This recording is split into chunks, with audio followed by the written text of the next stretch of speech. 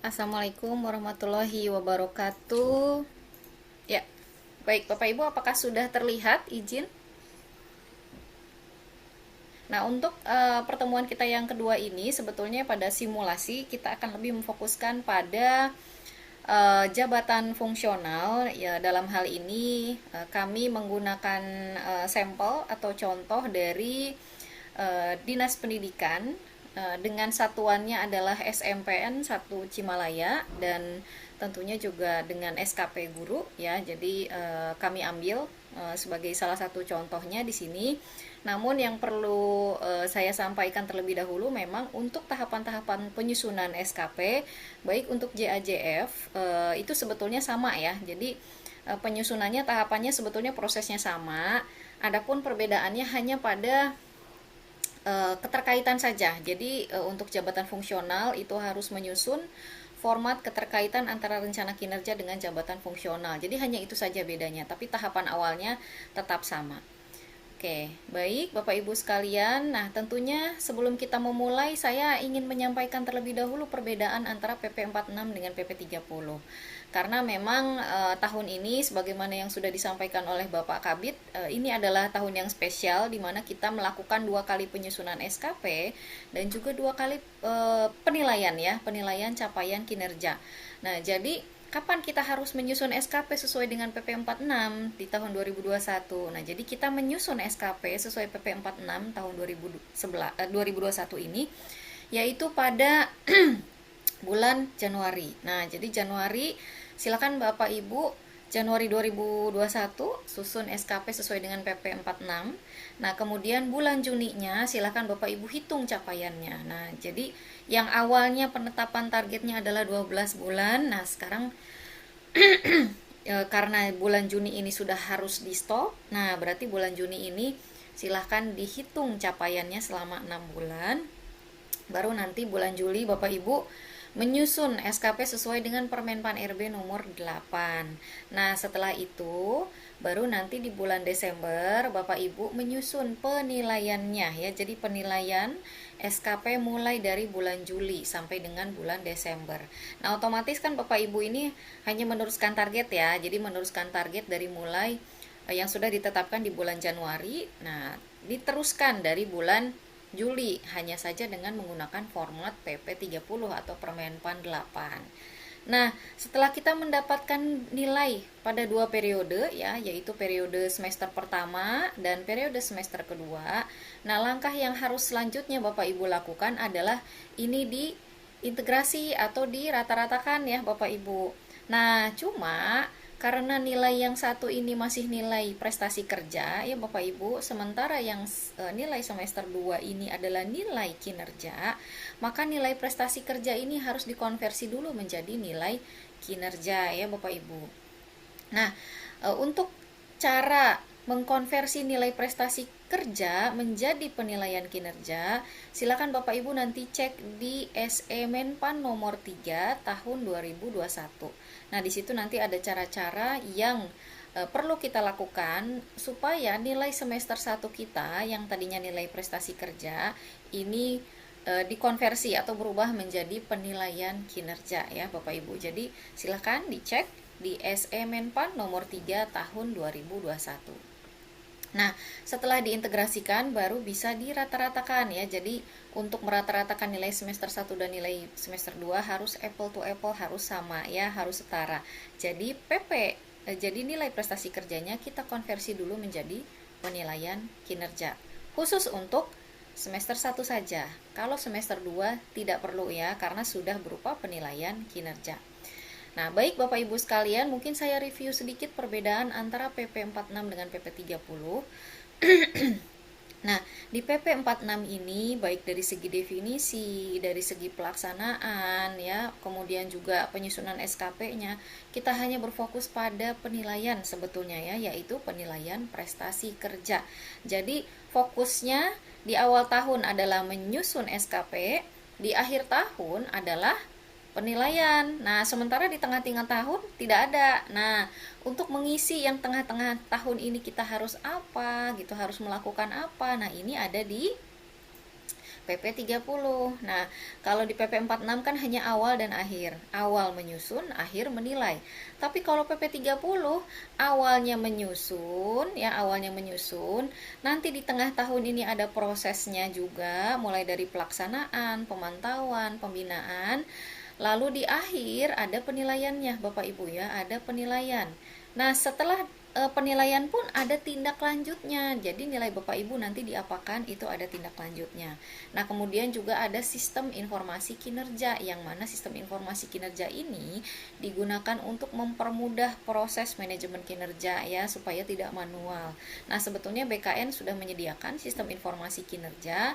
Nah, cuma mungkin sekarang masih dalam tahap integrasi data. Nah, sistemnya secara sistem sudah siap ya Bapak Ibu ya. Jadi mungkin dalam 1 atau 2 tahun Bapak Ibu sistem ini sudah bisa berbagi pakai ke seluruh instansi. Nah, kemudian dari segi penyusunan SKP. Nah, kalau di PP 46 Bapak Ibu, SKP ini hanya menggunakan tugas jabatan saja ya. Kalau jabatan fungsional kan kita hanya memindahkan ya butir-butir kegiatan dari Permenpan atau peraturan-peraturan lain tentang jabatan fungsional tersebut. Nah, sementara kalau di PP 30 karena SKP ini kan sudah berubah ya namanya, yang tadinya sasaran kerja pegawai menjadi sasaran kinerja pegawai. Nah, karena sudah menjadi kinerja ya, yang mana kinerja ini adalah kinerja organisasi, maka SKP jabatan fungsional pun ternyata harus mengandung dokumen-dokumen atau substansi-substansi yang ada di sini Bapak Ibu. Jadi kita memperhatikan Renstra, memperhatikan PK dari JPT Pratamanya, kemudian kita memperhatikan OTK-nya ya atau struktur organisasi. Kita juga memperhatikan uraian jabatan dan juga SKP atasan langsung. Nah, ini tentunya sangat berbeda dengan SKP JF di PP 46.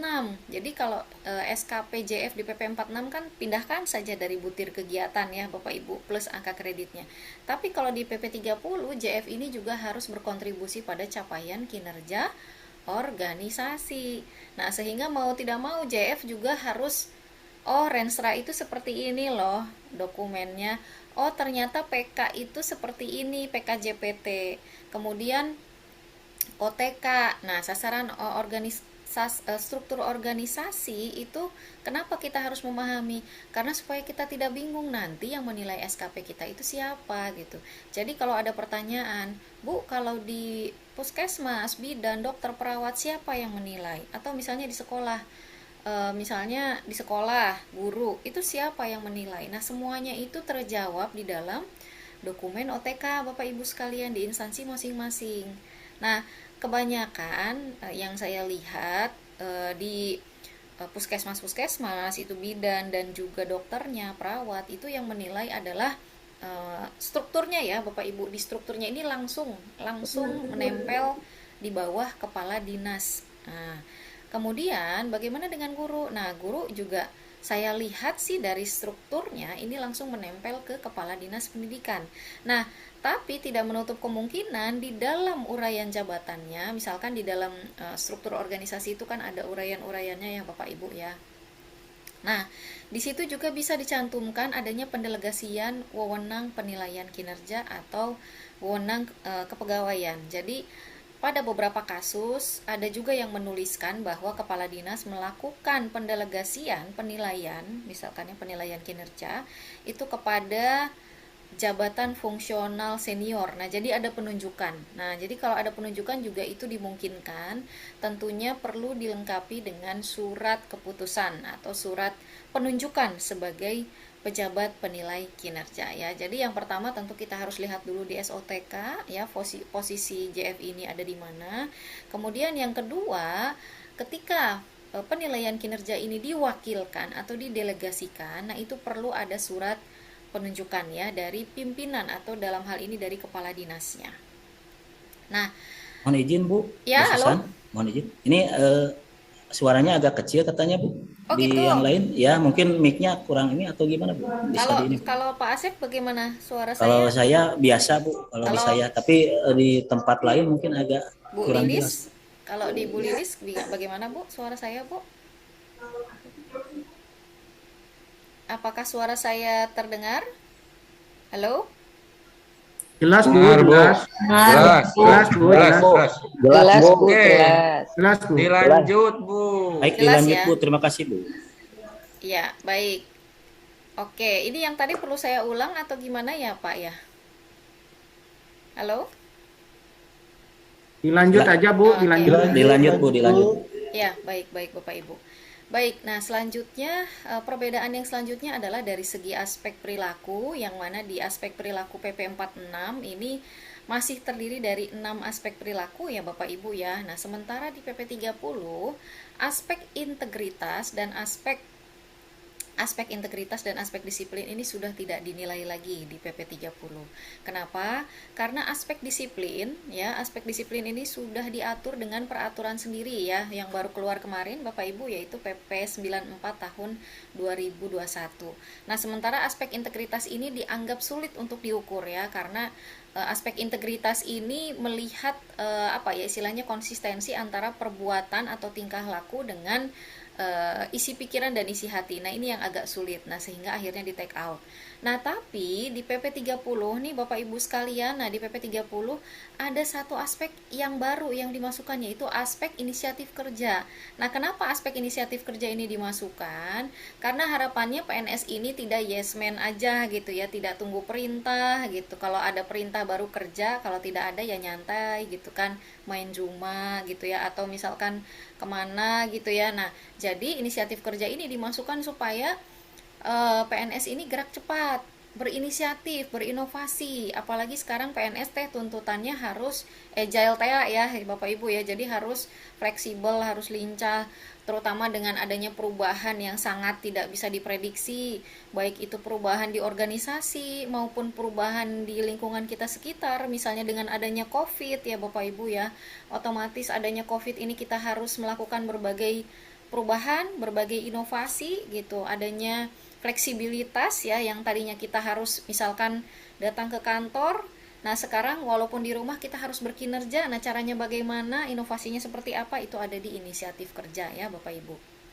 Nah, sehingga inisiatif kerja ini dimasukkan. Nah, tentunya karena karena peraturan mengenai kepangkatan itu masih belum berubah ya Bapak Ibu ya. Nah, jadi walaupun aspek perilakunya ini masih sudah berubah ya, jadi yang tadinya 6 menjadi 5, plus ada satu aspek baru, dan nanti juga rentang nilainya berubah. Nah, tapi karena peraturan kepekatannya belum berubah, jadi Bapak Ibu sekalian, masing-masing aspek perilaku ini diusahakan tidak boleh berada di predikat yang kurang dari baik ya. Jadi minimal baik ya untuk setiap aspeknya ya Bapak Ibu.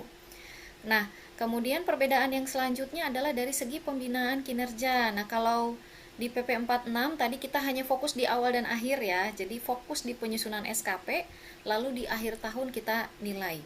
Nah, sementara di PP 30, nah kalau hanya fokus di awal dan di akhir, tengah-tengahnya kan kosong melompong ya. Di mana peran pimpinan di sini? Di mana peran atasan ya? Nah, sehingga karena atasan ini sangat berpengaruh terhadap kinerja bawahan, maka di tengah tahun ya, di tengah perjalanan ini, di tahun berjalan ini, atasan langsung harus melakukan pemantauan ya tadi ya. Jadi ada pemantauan, kemudian dari hasil pemantauan ini nanti dilihat perlu tidak kita lakukan bimbingan kinerja atau konseling kinerja. Nah, untuk melakukan bimbingan kinerja tentunya harus ada dasarnya. Jadi kita tidak asal memanggil bawahan, kamu sini gitu, karena misalkan kamu ini harusnya begini gitu. Nah, tidak bisa seperti itu, tapi harus ada dasarnya Bapak Ibu. Dasarnya dari mana? Dari nilai kinerja periodik. Nah, periodik ini PP 46 ya, periodik ini bisa dinilai secara bulanan, bisa dinilai secara triwulanan ya. Jadi misalkan setiap bulan pimpinan atau atasan itu memantau kinerja bawahan. Nah, misalnya nanti bulan Maret, bulan April teh udah agak-agak turun misalnya kinerjanya. Ada hasilnya, ada nilai kinerjanya yang turun ya. Nah, itu baru nanti dipanggil bawahannya oleh atasan langsung. Lalu dilakukan bimbingan kinerja, ditanya, "Kenapa nilai kamu kok turun? Beda dengan nilai bulan Januari sampai dengan bulan Februari. Apakah tugas yang saya berikan ini memang terlalu susah, atau kamu yang nggak bisa?" Begitu. Jadi dicari penyebabnya. Kalau memang dia tidak bisa, misalkan Bu saya nggak bisa ngonsep surat misalnya, nah nanti atasannya melakukan mentoring gitu, jadi mengajarkan, oh cara mengonsep surat itu seperti ini, cara mengetik di Microsoft Word itu seperti ini. Nah itu yang dinamakan bimbingan kinerja. Nah, kemudian adapun terkait konseling kinerja, ini kaitannya dengan aspek perilaku nih Bapak Ibu. Jadi, dari hasil penilaian perilaku secara periodik, nah nanti misalkan ada satu aspek perilaku yang nilainya jelek, misalnya komitmen ya. Nah, komitmen ini kan komitmen terhadap tugas, terhadap pekerjaan ya. Nah, misalkan atasan ini menilai si Bapak B ini pekerjaannya itu jadi dia itu kayak mudi gitu ya Bapak Ibu ya. Jadi kalau misalnya awal bulan baru gajian baru semangat bekerjanya. Nah, terus nanti tengah-tengah bulan udah agak-agak seret gitu kan. Nah, mulai agak-agak tidak semangat. Nah, jadi males kerjanya tuh. Terus akhir bulan udah sangat-sangat kering, misalkan gajinya habis, udah nggak mau memikirkan pekerjaan. Nah, dari sini komitmen yang bersangkutan terhadap pekerjaannya rendah dan juga berpengaruh terhadap kinerjanya gitu. Jadi yang harusnya dia bisa menyelesaikan 10 surat, karena komitmennya grafiknya makin lama makin turun, yang harusnya 10 hanya tercapai 5. Nah, ternyata selain aspek komitmennya yang jelek, kinerjanya juga jelek. Nah, ketika ada kasus seperti itu, maka harus dilakukan konseling kinerja. Nah, yang boleh melakukan konseling kinerja ini ada 3 pihak.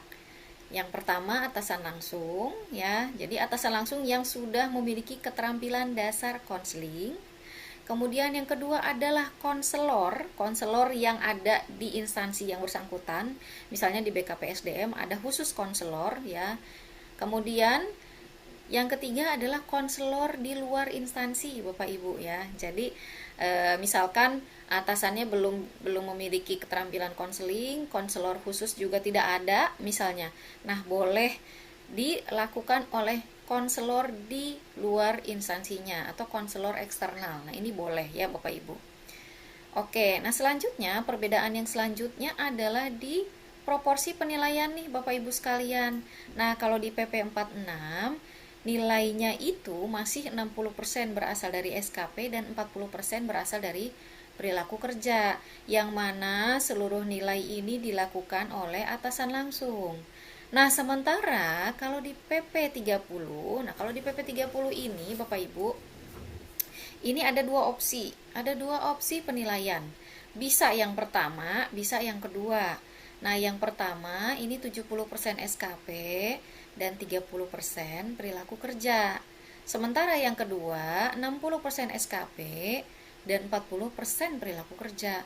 Nah, yang mana nih kita? Apakah instansi kita menggunakan proporsi yang pertama atau instansi kita menggunakan yang kedua? Nah, dari sini kita bisa melihat ada kriterianya. Nah, yang pertama, apakah instansi kita atau instansi Bapak Ibu sudah melakukan penilaian perilaku secara 360 derajat. Jadi secara 360 derajat itu penilaian perilaku dilakukan oleh atasan langsung, rekan kerja setingkat dan juga bawahan ya. Nah, kalau sudah dilakukan penilaian perilaku kerjanya secara 360 derajat ya, maka proporsi penilaiannya adalah 60% SKP dan 40% perilaku kerja. Nah, sementara kalau penilaiannya masih berasal dari atasan langsung semuanya sama seperti PP 46, maka proporsinya untuk SKP dia lebih banyak ya, lebih banyak. Jadi untuk SKP-nya 70%, sementara untuk perilaku kerjanya lebih sedikit proporsinya ya, 30%. Nah, jadi nanti dicek saja di instansi Bapak Ibu. Nanti penilaiannya selama ini untuk perilaku apakah sudah 360 atau belum. Kalau sudah 360, maka proporsinya adalah 60 SKP, 40 perilaku. Tapi kalau belum 360, maka proporsi nilainya adalah 70 SKP, 30 perilaku ya. Nah, ini jadi berbeda ya dengan PP 46. Kalau PP 46 dia dilakukan oleh atasan langsung tapi perilakunya 40%. Tapi kalau di PP 30 untuk nilai yang dilakukan sepenuhnya oleh atasan langsung, maka proporsinya SKP-nya 70, perilakunya 30. Nah, nanti misalkan ada pertanyaan, Bu, apakah kami diberikan waktu? Misalkan instansi boleh menggunakan proporsi nilai 70-30 itu sampai kapan, Bu, gitu ya. Nah, waktunya diberikan di dalam draft perban kami itu sampai 2024. Nah, jadi arahannya 2024 ini Bapak Ibu sudah harus bersiap-siap ya untuk menggunakan penilaian perilaku secara 360 derajat. Nah, misalkan Bu, cara menilainya gimana? Kuesionernya di mana? Alat ukurnya di mana? Nah, itu sudah kami buat ya dalam bentuk draft perban penilaian perilaku secara 360 derajat. Nah, yang mana akan kami harmonisasikan ya di bulan Desember ini, pertengahan Desember akan kami harmonisasi. Nah, setelah draft tersebut jadi, itu bisa digunakan ya. Jadi silahkan Bapak Ibu, di situ sudah ada lengkap cara penghitungannya seperti apa, kuesionernya juga seperti apa, caranya, metodenya ada semua di dalam draft perban tersebut. Jadi tidak perlu khawatir, tidak perlu mengembangkan sendiri. Bapak Ibu tinggal menggunakan saja yang sudah kami susun di dalam draft perban kami. Baik, nah selanjutnya adalah perbedaan yang menurut saya sangat krusial ya, terutama bagi Bapak Ibu yang tahun depan 2022 dan 2023 ya akan KP. Nah, ini adalah perbedaan predikat ya. Sebetulnya kalau predikat sih tidak berbeda ya, hanya berbeda sebutan ya. Kalau yang PP 46 ini buruk, kalau yang PP 30 ini untuk yang paling bawah ini sangat kurang. Sementara untuk sebutan yang lain ini sama. Hanya nih ya Bapak Ibu ya. Kalau di PP 46 Bapak Ibu mendapatkan nilai 89 ya, predikat Bapak Ibu ada di baik ya. Nah, tapi kalau di PP 30 Bapak Ibu mendapatkan nilai 89, nah coba, ada di mana predikat Bapak Ibu sekalian? Ada di mana nih? Apakah masih baik? Ya. Nah, ini harus diperhatikan. Masih baik? Tidak. Kalau di PP 30. Boleh? Boleh siapa? Bapak Ibu peserta? Kalau di PP 46 nilai 89 itu baik. Kalau di PP 30 nilai 89 itu apa, Bapak Ibu? Cukup ya? Cukup. Nah, nah perbedaan inilah yang krusial. Jadi artinya apa? Artinya nilai Bapak Ibu di semester 1 ya, dari mulai Januari 2021 sampai dengan Juni harus dikonversi dulu menjadi nilai kinerja. Kenapa? Kalau tidak dikonversi nilai Bapak Ibu jadi cukup, ya kan? Nah, itu. Jadi, nilai 89 versi PP 46 dengan nilai 89 versi PP 30 tidak setara. Jadi, harus disetarakan dulu menjadi nilai kinerja. Nah, nanti kalau sudah disetarakan menjadi nilai kinerja, yang tadinya cukup itu menjadi baik ya. Nah, jadi silakan Bapak Ibu betul-betul diperhatikan nanti dikonversi dulu nilai PP 46-nya ya Bapak Ibu ya. Jadi jangan polosan nanti ya untuk pengajuan KP-nya. Nah, kemudian perbedaan yang selanjutnya di PP 30 ini untuk predikat sangat baik. Nah, kalau misalkan di PP 46 kan yang penting 91 ke atas maka predikatnya sangat baik. Tapi kalau di PP 30 Bapak Ibu nilainya 110 ya, misalkan 110 nih. Ini belum tentu Bapak Ibu dapat predikat sangat baik. Bisa aja Bapak Ibu nilainya baik ya, predikatnya baik. Nah, pembedanya di mana? Pembedanya ada di tiket bernama ide baru.